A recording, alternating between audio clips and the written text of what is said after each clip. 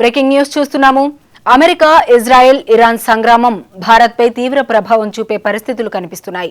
ఇప్పటి వరకు ప్రవాసీయులు, పర్యాటకులకే పరిమితమైన ప్రభావం ఇప్పుడు భారతీయ పంట పొలాలకు, వంటగదులకు విస్తరించేట్లుగా ఉంది. మన దేశ రైతులు ఉపయోగించే ఎరువుల్లో నాఫ్తా, డీఏపీ ముఖ్యమైనవి. నాఫ్తా ప్రధానంగా ఖతార్ నుండి దిగుమతి అవుతోంది. యుద్ధం కారణంగా నాఫ్తాను సరఫరా చేయలేమని ఖతర్ చేతులెత్తేసింది. యూరియా, డీఏపీ ఉత్పత్తికి వాడే ముడి పదార్థాలు కూడా భారత్కు గల్ఫ్ దేశాల నుంచే సరఫరా అవుతుంటాయి. యూరియాను భారత్లో 32 ప్లాంట్లు ఉత్పత్తి చేస్తుండగా వాటిలో 30 ప్లాంట్లు ఖతార్ సరఫరా చేసే నాఫ్తాపై ఆధారపడ్డాయి. ఖతార్ కాకుండా ఇతర దేశాల నుంచి కొనాలంటే మూడింతలు ఎక్కువ ధర చెల్లించాల్సి ఉంటుంది. అంత ధరకు కొన్న రవాణాలో నెలకొన్న ఇబ్బందులను ఎదుర్కోవాల్సిందే. ఇక మనకు అవసరమయ్యే డీఏపీలో అత్యధికంగా సౌదీ అరేబియాతో పాటు జోర్దాన్, మొరాకో దేశాలు సరఫరా చేస్తాయి. ఎరువుల ఉత్పత్తిలో వినియోగించే సల్ఫర్ ఖతర్, ఒమాన్, యుఏఈల నుంచి వస్తోంది.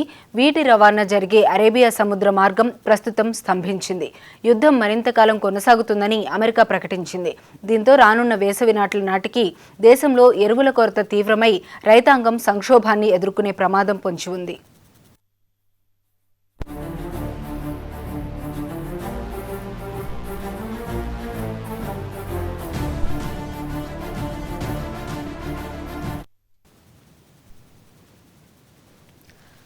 సహజ వాయువు ఎగుమతిలో ప్రపంచంలోనే అగ్రగామిగా ఉన్న ఖతర్ తమ ప్లాంట్లపై ఇరాన్ దాడుల కారణంగా ఉత్పత్తిని నిలిపివేసింది. ఒప్పందం చేసుకున్న దేశాలకు ప్రస్తుత పరిస్థితుల్లో సహజ వాయువు సరఫరా చేయలేమని ప్రకటించడంతో ప్రపంచం ఉలిక్కిపడింది. భారత్ దిగుమతి చేసుకునే సహజ వాయువులో దాదాపు 40% ఖతర్ నుండే వస్తోంది. ఖతర్ తాజా ప్రకటనతో గ్యాస్ ధరలు అమాంతం ఆకాశానంటాయి. కాగా సహజమైనవైన డీఏపీ, సల్ఫర్ వంటివైన అరేబియా సముద్రంతో పాటు సౌదీ తీరంలోని ఎర్ర సముద్రం మీదుగా భారత్కు వస్తాయి. హర్మోజ్ జలసంధిని ఇరాన్ మూసివేసింది.